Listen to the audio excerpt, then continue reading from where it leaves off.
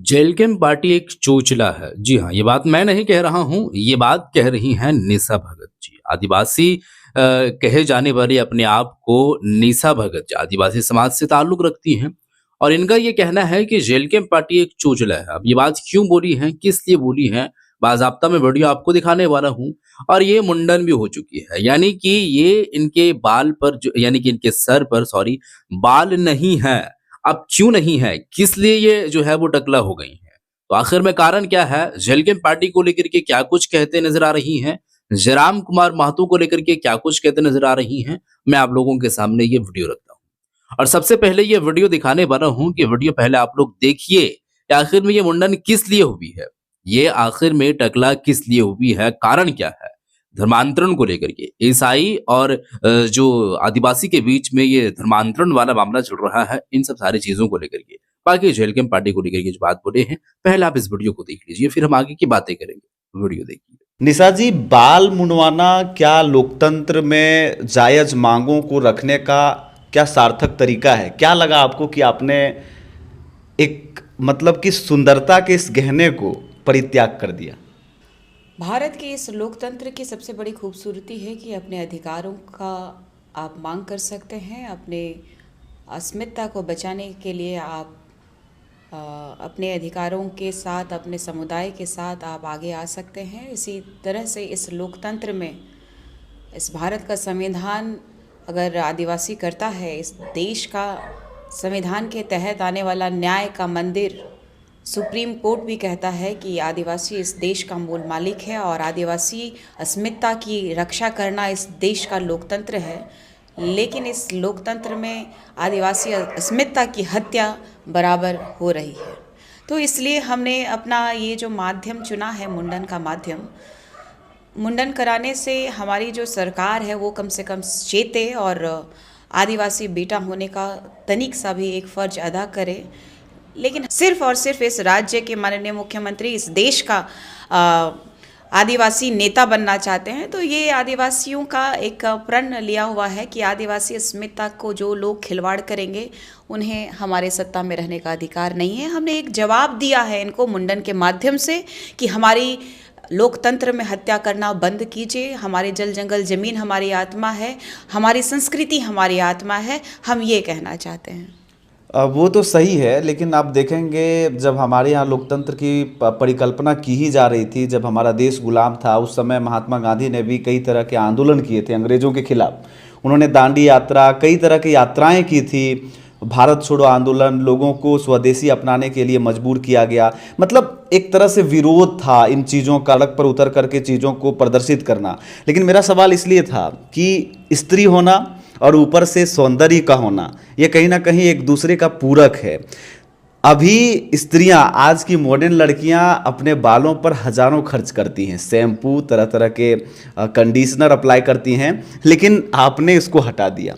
तो ये देखिए, इस भारत देश के राष्ट्रपिता के बारे में आपने कहा कि राष्ट्रपिता महात्मा गांधी जी ने हमारे भारत देश को बचाने के लिए सत्य और अहिंसा का रास्ता जो उन्होंने चुना है, और वो सबसे बड़ा खूबसूरत चीज़ ये है कि आपको भी जानने की आवश्यकता है कि वो भगवान बिरसा मुंडा जी से, जो आदिवासियों के भगवान के रूप में आदिवासी अस्मिता की जब जब बात आती है, भगवान बिरसा मुंडा जी का नाम आता है। उनके आदर्शों पे वो चले थे, जो सादगी और भारत की संस्कृति, सभ्यता और जल जंगल ज़मीन को बचाने का जो मुहिम उन्होंने शांति तरीके से छेड़ा था, तो हमारे भगवान बिरसा मुंडा जी के आदर्शों पे चल करके। और रही बात की एक लड़की की बात, तो मेरे लिए भी ये हमारा जो केश है, हमारी खूबसूरती है, जो हम भी चाहते हैं कि हम सुंदर दिखना चाहते हैं।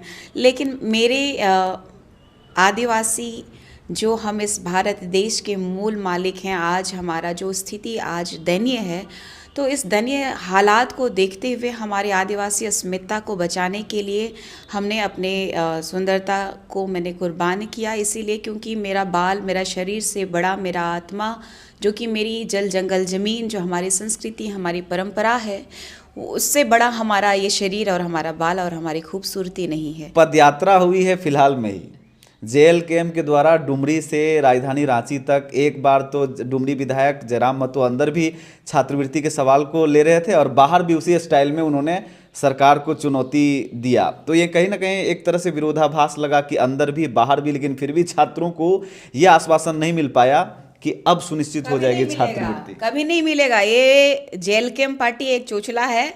देख लीजिए कि जेएमएम का बी टीम है। अब फालतू ये सब बकवास कर रहा है ये लोग, क्रांतिकारी के नाम पे गाली गलौज। और ये यहाँ की संविधान के बारे देखिए ना, इस लोकतंत्र में क्या महिलाओं को गाली देने का बात होता है? उसका जो जेल कैम्प का सुप्रीमो से लेकर के, महिला से लेकर, पुरुष से लेकर के सारे के सारे लोग गालीबाज हैं। मुझे कहते हैं ये लोग गाली दे रही थी इसलिए पार्टी से निकाल दिए। तो ये लोग कौन सा सभ्य है भाई? अरे छात्र की राजनीति करके चमक के एगो विधायक बन गए। तो भाई कम से कम हमको रील्सबाजी बोलते हैं, रील्सबाजी से कम निकलिए, उभरिए। इस भारत के संविधान के आप अगर माननीय हैं, संविधान के तहत आपको विधायकी में अगर जनता ने चुना है तो सिर्फ महतो पार्टी के लिए नहीं चुना है, सभी पार्टी के लिए। आज विद्यार्थियों के नाम पे चोचला दे रहे हैं और तरुण महतो का केस को गौन करने के लिए। तो जी हाँ दोस्तों, वीडियो तो आप लोग देख चुके हैं। सबसे पहले मैं आपको बात बताना चाहेंगे कि इनका ये कहना है कि बाल हम जो है मुंडन होकर के, यानी कि बाल हम पूरी तरीके से अपने सर से निकाल करके और संवैधानिक तरीके से हम ये मांग किए हैं कि गैर शरई तरीके से, ये यानी कि एक तरीके से कहा जाए तो दबाव को लेकर के ईसाई धर्म के लोग तमाम जितने भी आदिवासियों को धर्मांतरण करा रहे हैं, ये बिल्कुल भी नहीं होगा। ये हम होने नहीं देंगे, क्योंकि मेरा ये जो खूबसूरती है बाल पर नहीं है।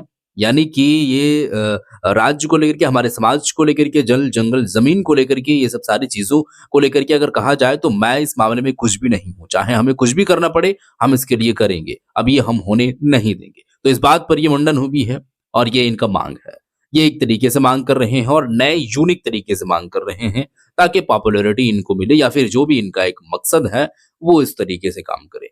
अब दूसरी बात यह है कि जेल कैम्प पार्टी को लेकर के कहा गया है कि हाल ही में पदयात्रा की है और जो है वो छात्रों को लेकर के बात रखा गया। जेल कैम्प पार्टी के जो केंद्रीय अध्यक्ष हैं जयराम महतो, वो सदन के अंदर रखे, सदन के बाहर रहे, सरकार को चुनौती दी।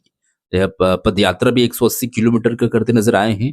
ये छात्रवृत्ति को लेकर के, स्कॉलरशिप को लेकर के, स्थानीय नीति, नियोजन नीति, इन सब सारी चीजों को लेकर के तो जेल कैम्प पार्टी एक चोचला है, ये कहते नजर आई है। क्योंकि यहाँ पर देखा जाए तो उनके कहने पर कुछ नहीं है, वो जेएमएम का दरअसल बी टीम है, Jairam Kumar Mahto, jail camp party. और ये डायरेक्ट नहीं लेकिन डायरेक्टली काम कर रहे हैं, ये इनका कहना है। बाकी इन सब सारे लोगों से कुछ होने वाला नहीं है, वो तो चमक गए हैं, ऐसा हमा हमी के माहौल में एक विधायक बन गए हैं। लेकिन यहाँ पर कहा जाए तो उनके पार्टी के तमाम लोग जो है वो गाली गलौज है, वो गाली करते नजर आते हैं। तो एक तरीके से कहा जाए तो इनका ये कहना है, और इनसे जब सवाल जेल कैम्प पार्टी को लेकर के कहा जाता है तो ये आक्रोश हो जाती है। नॉर्मली बात कर रहे थे उन सब सारी चीजों को लेकर के, लेकिन जब जेल कैम्प की बारी आ रही है और बात पूछने की कोशिश की तो ये थोड़ा सा एग्रेसिव मूड इसका चेंज हो गया है।